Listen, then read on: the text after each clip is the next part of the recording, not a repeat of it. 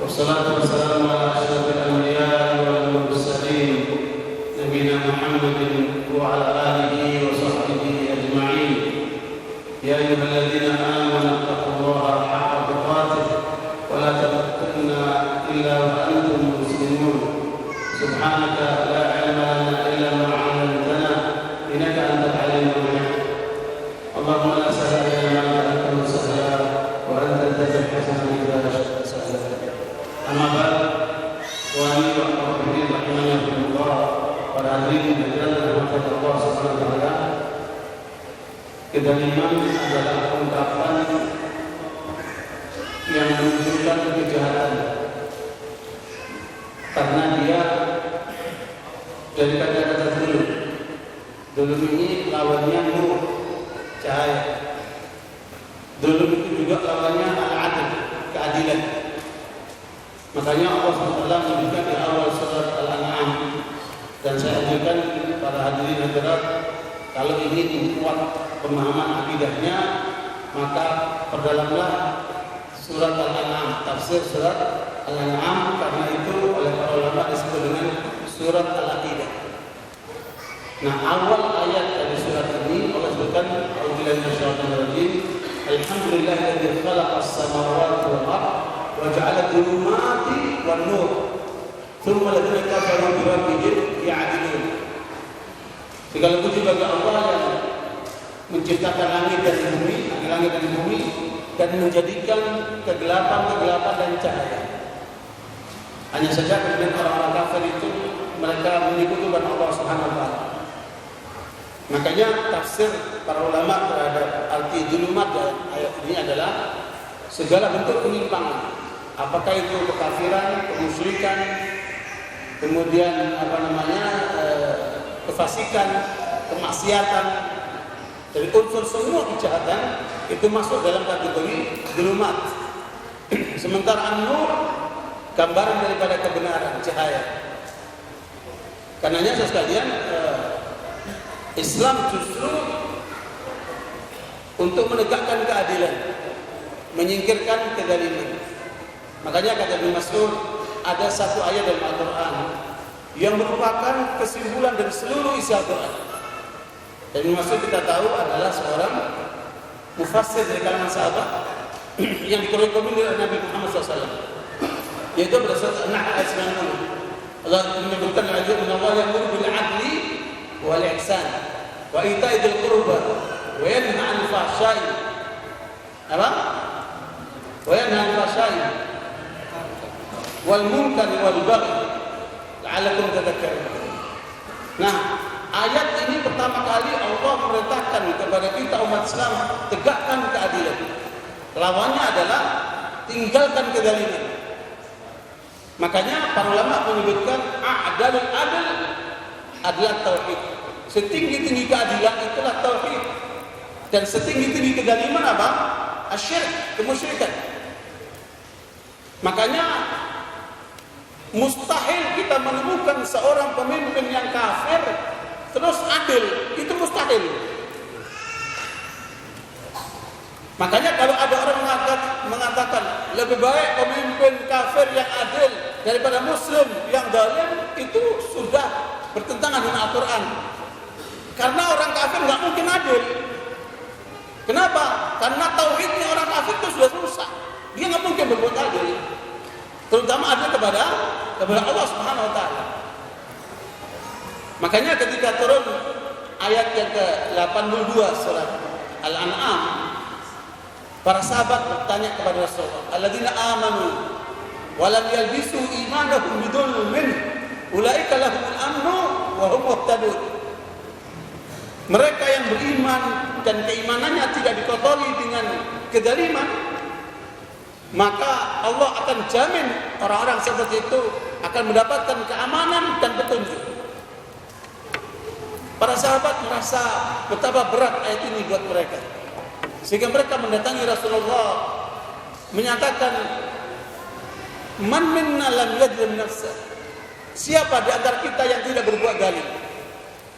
Coba kita semua sebagai umat manusia biasa ini, pernah nggak kita berbuat dosa atau tidak pernah berbuat dosa? Banyak dosa kita ini. Dan dosa itu sendiri bisa kedaliman. Makanya ayat ini dipahami oleh para sahabat secara umum, kedaliman secara umum, sehingga merasa berat dengan ayat ini. Maka kemudian Nabi meluruskan pemahaman para sahabat itu, bukan itu maksudnya. Ayat itu ditafsirkan oleh Allah dalam surat Luqman ayat 13. Wa idh qala Luqmanu libnihi wa huwa ya'iduhu ya bunayya la tusyrik billah inna syirka la dzulmun 'adzim. Jadi syirik itu kedaliman yang sebenarnya, kedaliman yang besar. Maka Nabi menafsirkan ayat 82 dengan ayat 13 surat Luqman untuk menyatakan bahwa kedaliman dalam itu spesifik terkait dengan syirik akbar. Nah, karenanya saudara sekalian, di dalam kajian tentang kedaliman di Al-Qur'an itu ada 190 ayat. Ada berapa? Sekitar 190 ayat yang menjelaskan tentang posisi kedaliman itu. Ya, intinya ada pada 3 bagian. Bagian yang pertama, kedaliman yang menyangkut hak Allah Subhanahu wa taala. Dan inilah yang tidak mungkin akan ditunaikan oleh orang-orang kafir atau orang musyrik. Karena mereka mencederai tauhidnya. Mereka mencederai hubungannya dengan Allah Subhanahu wa taala.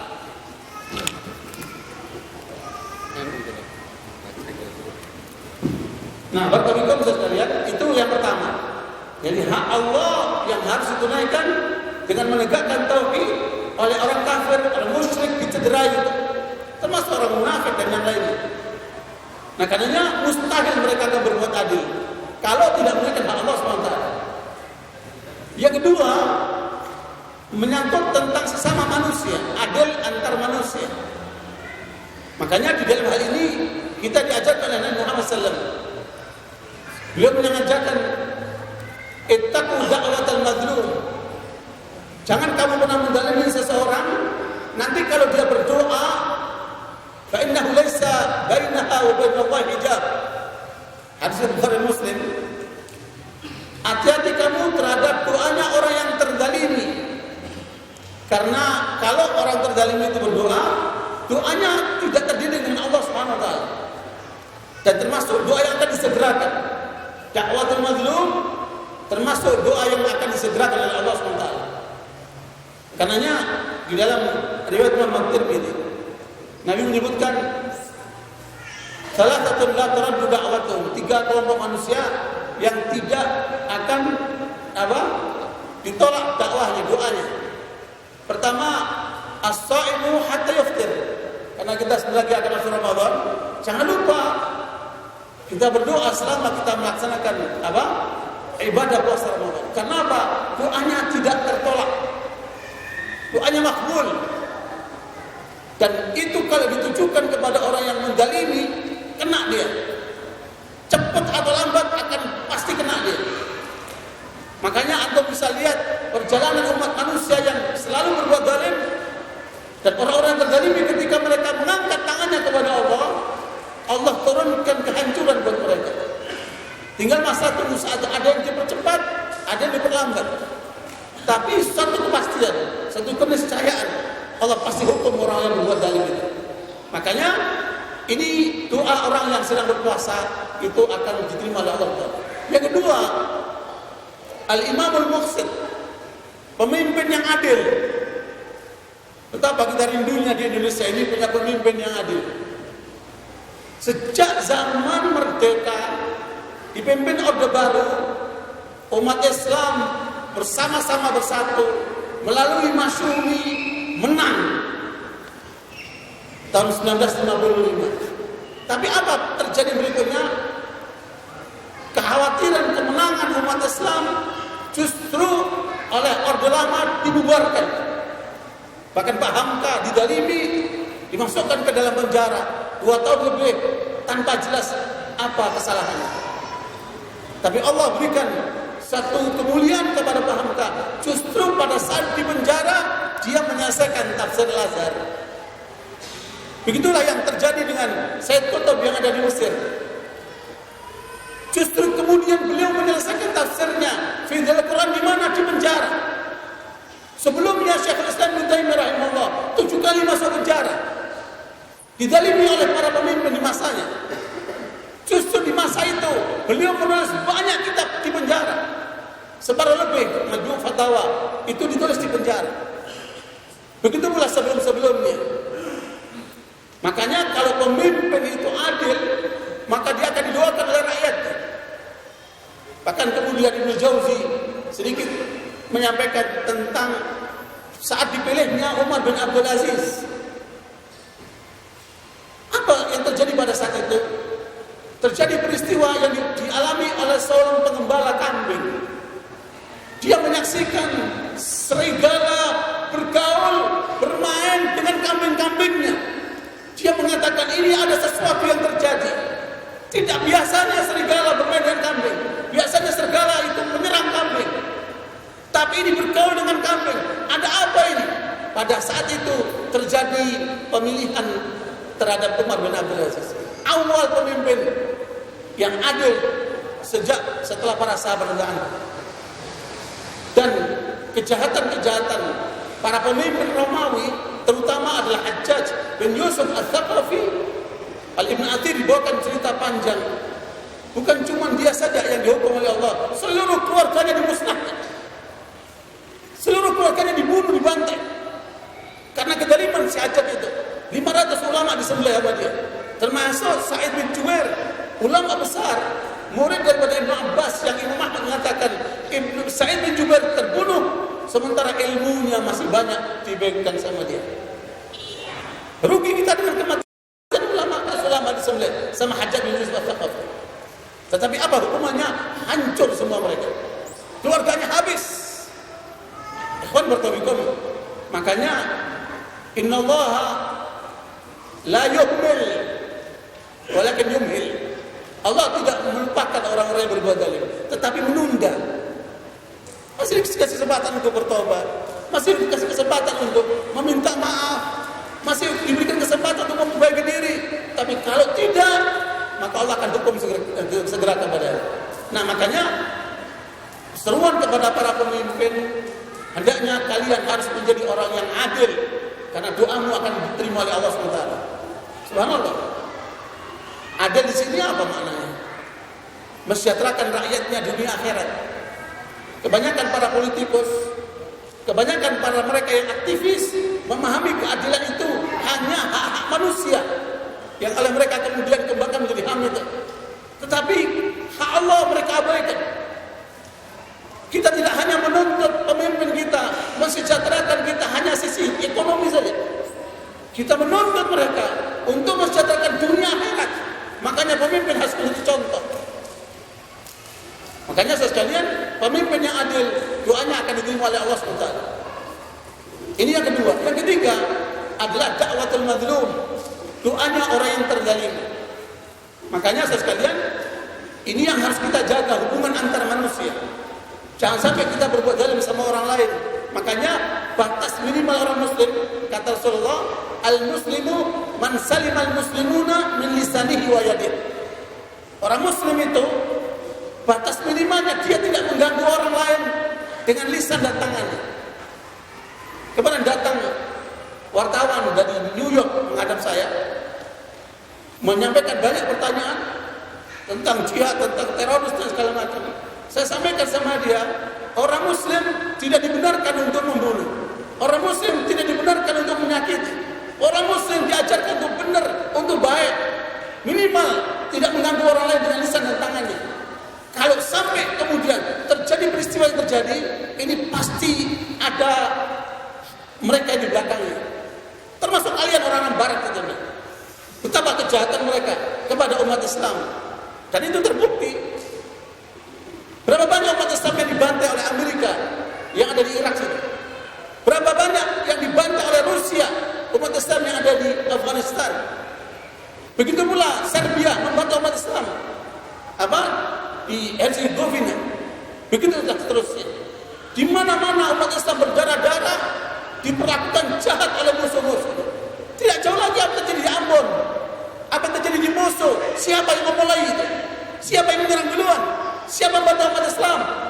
Umat Islam manusia baik, diajarkan oleh Allah untuk berbuat adil, wal ihsan, berbuat yang lebih baik lagi. Jadi adil itu sepadan. Tapi kalau ihsan di atasnya itu. Kalau saya disakiti orang, saya tidak balas menyakiti, tetapi saya kasih hadiah dia. Namanya apa? Ihsan. Di atasnya keadilan. Kita diajarkan untuk di atasnya keadilan. Batas minimal berbuat adil. Nah, ini yang kedua, pemahaman yang kita pahami, hubungan antar manusia jangan sampai ada kezaliman.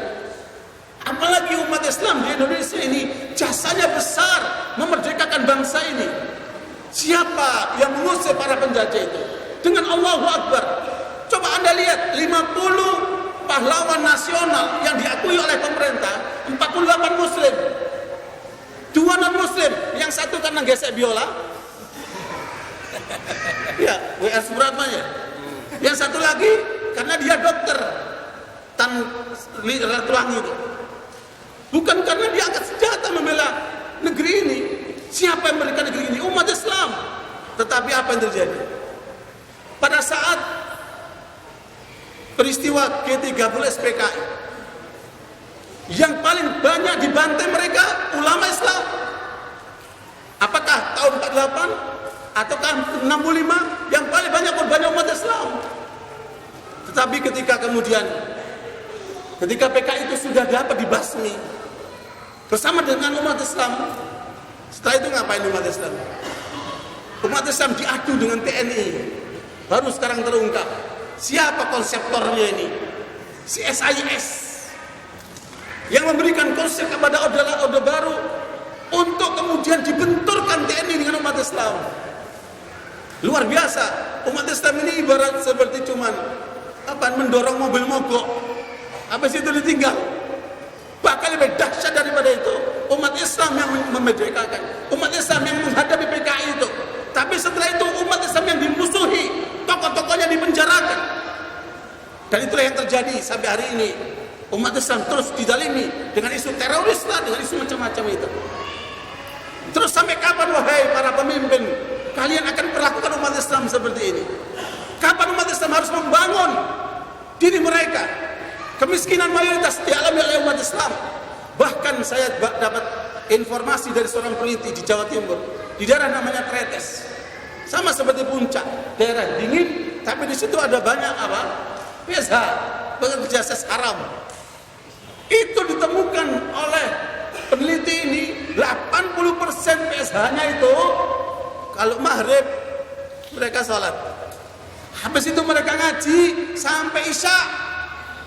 Sekarang masih banyak yang bukan PSH, maghrib ngapain? Nonton sinetron, ya main sana main sini. Lihat ini ngaji dia sampai isya. Setelah isya dia sholat isya baru dagang. Dosa siapa yang akan menanggung dosa mereka? Ketika ditanya oleh peneliti itu, bagaimana anda itu muslimah, sholat, ngaji, kok jual diri? Kata dia, ini urusan dapur. Kami harus ngasih makan anak, ngasih makan keluarga. Dari mana kita bisa untuk ngasih makan itu? Dengan jual diri dia. Subhanallah. Ini belum tentu salah mereka saja. Bisa besar ini adalah juga salah para pemimpinnya karena tidak mensejahterakan rakyatnya. Di mana arti keadilan sosial bagi rakyat Indonesia ini? Sekarang yang terjadi ketidakadilan. 80% aset nasional di tangan non-muslim. Umat Islam harus sadar itu. Bangkit. Kalian terzalimi di negeri ini. Harus bangkit untuk kemudian menuntut keadilan dan sekaligus bergerak maju membangun umat Islam lebih bagus lagi. Karena peradaban Islam sudah dibangun di negeri Arab. Peradaban Islam pernah dibangun di India. Peradaban Islam pernah dibangun di mana? Turki. Peradaban Islam telah dibangun di Spanyol 800 tahun. Negeri ini bangsa Melayu yang belum ini. Mari kita bangkitkan peradaban Islam di muka dunia. Dan saya mendengar banyak dalam forum-forum internasional betapa mereka berharap untuk bangkitnya umat Islam Melayu ini. Karenanya sekalian, ini saatnya kita kemudian menyadari tentang diri kita. Nah makanya paling tidak sebagai muslim janganlah menzalimi orang lain.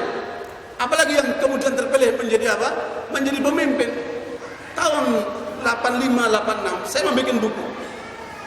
Waktu itu sedang rame-ramenya umat Islam ditekan oleh Orde Baru. Saya bikin buku Solidaritas Islam Jalan Menuju Persatuan. Tujuan buku itu saya kirim kepada pemimpin-pemimpin di tingkat negara, di tingkat legislatif dan yang lainnya, satu saja saya ingatkan. Lihat, orang-orang non-muslim masih apa? Mordani berjaya, Sudomo berjaya dengan membawa agamanya itu. Lihat tuh non-muslim, mereka bergerak untuk keyakinannya. Mana orang-orang muslim ketika mereka punya kekuasaan, justru untuk menekan umat Islam, sesuatu yang keliru sekalian. Ada yang salah dengan mereka ini. Apakah karena umat Islam tidak bisa ngasih bonus? Apakah umat Islam kemudian tidak bisa memberikan sesuatu proyek buat mereka? Padahal hidup kita tidak hanya sebatas di dunia. Kita akan diminta pertanggungjawaban nanti di akhirat. Makanya ketika saya diundang mengisi di MK, dan saya berharap perbaikan itu dari sana, dari sisi hukum, saya katakan kepada mereka, hakim itu kata Rasulullah ada 3. Hakim yang tahu yang benar, dia putuskan dengan kebenaran. Hakim ini di surga. Hakim yang kedua, dia tahu yang benar, tapi dia putuskan dengan tidak benar. Ini hakim di neraka. Yang ketiga, dia tidak tahu ini yang benar, tapi memutuskan juga. Karena gengsi, hakim yang ketiga ini di neraka. Ini pernyataan Rasulullah akan berlaku untuk semuanya. Mau di kehakiman, mau di kepolisian, mau di aparat pemerintah yang lainnya. Itu semua akan terjadi seperti itu. Kalau orang tidak menegakkan kebenaran, maka dia akan menghadapi tanggung jawabnya di hadapan Allah Subhanahu wa taala. Apalagi sampai mendalimi orang-orang muslim yang tidak berdaya ini. Makanya sekalian, saya yakin banyak mereka yang sadar bahwa umat Islam Indonesia ini mayoritas di negeri ini. Ya, mengapa kok tidak didorong kualitasnya? Mengapa justru malah dihambat? Mengapa kemudian malah dimusuhi? Mengapa harus kemudian dipojokkan? Kenapa harus diadu domba? Padahal potensi umat Islam ini luar biasa. Tetapi itu yang terjadi. Makanya apa yang terjadi biasanya kecil dibanding yang di belakangnya. Ya, perancang-perancangnya ini yang memang ingin merusak tatanan umat Islam, ini bisa dari internal, dari dalam ataupun dari luar. Saya sampaikan kepada wartawan dari New York itu, seakan-akan Indonesia ini kue. Kalian berebut untuk mengambil kue itu. Akhirnya yang tersisa buat umat Islam cuma sisa-sisanya. Karena yang sekali ini harus kita sadari supaya kita tidak kemudian berlanjut dengan kemunduran, kita harus maju ke depan. Makanya umat Islam harus bersuara, jangan diam. Kita harus bersuara. Kita punya hak di negeri ini. Ya, sebagaimana yang lain punya hak. Kenapa mereka berani bersuara? PKI saja sudah tampil bersuara keras, padahal ajarannya sudah dilarang di negeri ini. Mereka tampil, bahkan mereka menuntut hak untuk kemudian kuburannya bapak kakeknya itu kemudian minta dibongkar. Lah bagaimana dengan kuburan umat Islam yang dibantu oleh mereka itu? Dibiarkan juga. Sekalian, ini batil. Mereka menampilkan kebatilannya, mereka bela kebatilannya. Lihat Syiah itu batil, tapi kemudian mereka garang untuk membela hak-haknya. Luar biasa. Padahal mereka sekelompok kecil. Masa kita yang besar ini tidak bisa berbuat apa-apa? Nah, ini yang harus kita sadari untuk kemudian kita perbaiki. Semuanya harus berlandaskan kebenaran. Ya, tidak bertentangan dengan kebenaran. Kita menyurahkan kebenaran yang Allah sebutkan, innallaha ya'muru bil adli wal ihsan. Tegakkan keadilan, bahkan lebih daripada itu adalah kebaikan, di atasnya keadilan. Nah, ini yang kedua. Dalam Al-Qur'an terkait dengan bagaimana kita supaya tidak mendalimi orang lain. Kenapa? Resikonya besar. Kalau kita salah sama Allah, kita taubat, Allah maafkan. Tetapi kalau sudah kaitan dengan sesama manusia, Allah tidak intervensi. Sampai akan diselesaikan antara orang yang mendalimi dan yang didalimi. Dan inilah nanti kalau sampai orang itu tidak minta maaf, tidak menyelesaikan di dunia, maka dia akan menjadi muflis nanti di akhirat. Kalaupun dia punya amalan, akan diborong sama orang yang terdalimi itu. Kalau memang dia nggak punya amal kebaikan, keburukan orang itu ditimpakan sama dia, menjadi muflis dia. Na'udzubillah min dzalik, jadi orang seperti itu akan menjadi penyesalan nanti di akhirat. Ikhwan barakallahu, ini yang ketiga. Yang ketiga, mendalimi diri sendiri. Badannya sudah bagus dirusak dengan narkoba. Ya, badannya sudah bagus dirusak dengan perzinahan. Makanya 3 jenis kejahatan manusia ini yang semuanya masuk kategori kedaliman, oleh Allah diringkaskan, puncaknya ada pada surat Al-Furqan ayat 68. Allah menyebutkan a'udzubillahi minasyaitonir rajim, walladzina la yad'una ma'allahi ilahan akhar wa la yaqtuluna an-nafsa allati harramallahu illa bil haqq wa la yaznun wa may yaf'al dzalika yalqa athama yudha'af lahu al-'adzabu yawmal qiyamati wa yakhlud fihi muhana. Ikhwan fillah, Allah menyebutkan dari 3 kedaliman yang tadi kita bicarakan, puncaknya ada pada 3. Puncak kedaliman kepada Allah ketika seorang itu melakukan kemusyrikan. Dia menyembah selain Allah, dia minta kepada selain Allah, dia bergantung kepada selain Allah. Padahal kita diajarkan inna salati wa nusuki wa mahyaya wa mamati lillahi rabbil alamin. Salatku, ibadah kurbanku, mati dan hidupku untuk Allah. Ketika kita persembahkan mati hidup kita untuk selain Allah, itu syirik. Apapun bentuknya. Untuk perusahaan, untuk negara, untuk istri, untuk anak. Hati-hati itu. Seorang bapak bilang sama anaknya, bapak ini mati-matian demi kamu nak. Masya Allah. Syirik gitu. Kamu boleh mati-matian demi Allah. Karena kamu diciptakan oleh Allah untuk ibadah kepada Allah, bukan untuk anakmu. Kita hanya diberikan amanat dengan diberikan anak untuk kita urus dia, kita didik dia, kita arahkan dia. Bukan untuk kemudian hidup kita untuk dia, hidup kita untuk Allah Subhanahu wa taala. Nah ini dosa terbesar manusia, syirik. Yang kata Allah, innallaha la yaghfiru an yushraka bihi wa yaghfiru ma duna dzalika liman yasha. Allah tidak akan mengampunkan dosa syirik, ya, dan akan diampunkan dosa yang lainnya.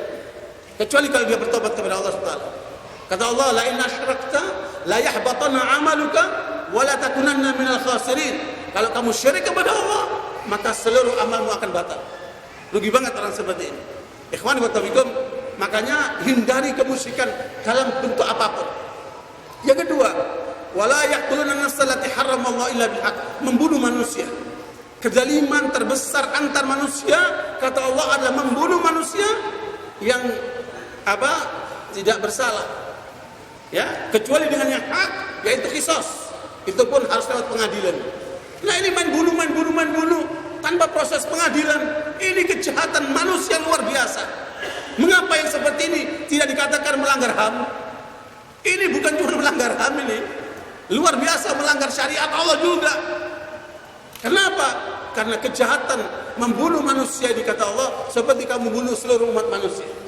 Membunuh seorang muslim seakan kamu membunuh seluruh umat manusia. Dahsyat. Makanya lihat, para pembunuh itu hidupnya tidak akan pernah tenang. Dan mereka akan mengalami kejahatan seperti yang mereka lakukan. Al-jaza'u min jinsil amal. Lihatlah apa yang dialami oleh Namrud yang membakar Nabi Ibrahim hidup-hidup itu. Apa hukuman Allah kepada dia? Lalat dimasukkan ke hidungnya. Lalat itu bergerak terus menyiksa dia sampai mati. Itu luar biasa siksaannya. Hanya seekor lalat dimasukkan ke hidungnya, gerak-gerak dia, ya, sampai dia mati. Lihatlah Jamal Abdul Nasir yang banyak membunuh ulama itu. Apa yang terjadi dengan akhir hidupnya? Begitulah yang lainnya. Kata Allah, wa sayalamu alladziina dzalamu ayyamun qalbin yanqalibun. Saksikan akibat buruk daripada orang-orang berbuat zalim seperti itu. Orang yang terbunuh sudah tidak bisa mengungkapkan apa yang dia alami. Tapi Allah yang Maha tahu untuk membela hak-haknya. Al-jaza'u min jinsil amal. Kama tadinu tudan. Balasan sesuai dengan perbuatan manusia. Makanya sekalian, banyak pejabat atau aparat yang mengatakan saya cuma disuruh, saya cuma diperintahkan. Lah kalau kamu disuruh yang enggak benar, kenapa kamu ikuti? Kalau kamu diperintahkan yang enggak benar, kenapa kamu ikuti? Karena kalau kamu ikuti, berarti kamu ikut tanggung jawab. Yang nyuruh tanggung jawab, yang menjalankan juga ikut tanggung jawab. Nah ini sekalian, makanya apa yang kemudian perlu kita perhatikan adalah jangan sampai kita menyakiti manusia, apalagi manusia muslim, apalagi ulama. Tugas ulama itu ngapain? Ulama itu mulia, mengajarkan umat, mengajak kepada kebaikan, mengembalikan mereka ke arah Allah, menegakkan keadilan. Ulama itu pancang umat masyarakat itu. Makanya mereka sekarang sedang berusaha untuk meruntuhkan 3 pilar utama. Pilar yang pertama adalah kepala rumah tangga. Dirusaklah kepala rumah tangga itu. Kalau sudah kepala rumah tangganya hancur, hancurlah keluarganya. Dan ini sedang berjalan terus. Yang kedua, guru. Dari mulai TK sampai dosen, profesor itu dirusak oleh mereka supaya rusak murid-muridnya. Yang ketiga, pancang ketiga adalah ulama yang ada di masyarakat. Kalau udah ulamanya runtuhlah masyarakat itu. Makanya Imam Ghazali rahimahullah menyebutkan bagusnya penguasa karena bagusnya ulama. Kenapa? Ulama masih bisa menasihati. Tetapi ketika ulamanya rusak, maka rusaklah itu penguasa itu. Karena nggak ada nasihati. Ya, semua diukur dengan fulus. Bahkan Imam Sufyan Ats-Tsauri mengatakan, kalau Anda melihat ulama sudah mendatangi istana, ketahuilah dia maling. Ya, biar ulama-ulama jangan mudah ke sana. Ya, karena itu akan dianggap maling itu kan. Kenapa? Dia akan menjual agamanya untuk mendapat dunia yang sedikit. Karena ulama bukan yang seperti itu. Makanya lihat, ulama ini mengalami 3 keadaan. Mereka di awal setelah Rasulullah wafat, mereka pemimpin, mereka juga ulama. Para sahabat Abu Bakar, Umar, Utsman, Ali radhiyallahu anhum, mereka pemimpin, mereka juga ulama. Lihat hasil kerja mereka, luar biasa. Sampailah Islam ke negeri Indonesia. Hamka menguatkan Islam datang ke Indonesia di masa sahabat. Kalau enggak di masa Utsman radhiyallahu anhu, di masa Muawiyah, pada saat itu terjadi perkembangan perkapalan. Mereka mengirim dan hubungan dengan Tiongkok lewat Indonesia, di Aceh itu. Dan ini jasanya para sahabat radhiyallahu anhu. Ikhwan fillah, inilah mereka penguasa, mereka juga ulama. Yang kedua, munculnya penguasa tapi hormat dengan ulama. Itu yang terjadi dengan Harun ar-Rasyid. Hormat dengan ulama, bahkan minta nasihat dari ulama. Ulama pun para menasihati. Nasihat Hasan al-Basri kepada Harun ar-Rasyid, menasihat Imam Malik dan seterusnya, dihormati ulama itu. Terjadi peristiwa ketika ulama dimusuhi oleh penguasa. Itu yang terjadi masa Imam Ahmad. Penguasa memenjarakan ulama, menyembelih ulama, menyiksa ulama, menjauhkan ulama dari rakyatnya, dari umatnya, memendung mereka tidak boleh mengajar. Ini terjadi pada masa Imam Ahmad rahimahullah, bahwa penguasa memusuhi ulama. Maka kemudian terjadilah kerusakan-kerusakan. Kemudian yang keempat, yaitu penguasa mengendalikan ulama. Itulah yang terjadi di masa kita sekarang. Rusak sekali. Kalau sudah ulama dikendalikan oleh penguasa, maka tidak ada lagi independensi. Yang terjadi, dia akan didikte dengan kemauan sang penguasa. Dan itu biasanya muncul kapan? Kalau pemilu. Ulama-ulama gini muncul kapan? Kalau pemilu. Dengan pakaiannya, dengan sorbannya, bawa ayatnya. Untuk apa? Mendukung penguasa. Na'udzubillah min dzalik. Ulama bukan yang seperti itu. Karenanya saudara sekalian, ulama adalah mereka yang berada di atas kebenaran dan memperjuangkan kebenaran apapun resiko yang harus dihadapi. Barangkali itu sekedar pendahuluan pada kajian siang hari ini, karena yang terpenting adalah Ustaz Mustafa, karena saya pengalamannya nggak banyak dalam urusan dengan kedaliman dan terorisme ini. Ya, saya hanya pengamat dari jauh saja. Ya, mudah-mudahan nanti kelengkapan ada pada Ustaz Mustafa. Mohon maaf dan kekurangannya. Yang penting kita punya pemahaman bahwa orang Muslim tidak boleh zalim dan juga tidak boleh dizalimi. Karena apa? Karena doa orang Muslim yang terzalimi itu tidak terdiri dengan langit. Dan jangan sampai doa itu kita tujukan kepada penguasa kita itu kan. Kita makanya masih doakan yang baik supaya benar tuh. Tobatlah kepada Allah. Ya, kalau sudah kita angkat tangan dalam qunut witir, maka itu maknanya sudah genting. Kalau suara ulama disuarakan seluruh Indonesia untuk mengangkat doa dalam witir, itu maknanya sudah genting. Ya, dan jangan kita gunakan itu sebelum mereka bertobat. Kalau itu kita gunakan, hancur mereka itu. Karena Allah Maha Kuat. Ya, Qulillahumma malikal mulki tu'tul mulka man tasya' wa tanzi'ul mulka mimman tasya'. Kekuasaan di tangan Allah SWT. Makanya jangan main-main dengan umat Islam, dan apapun yang kalian lakukan kepada umat Islam, semua ada perhitungannya. Imma di dunia atau nanti di akhirat. Wallahu a'lam bishawab.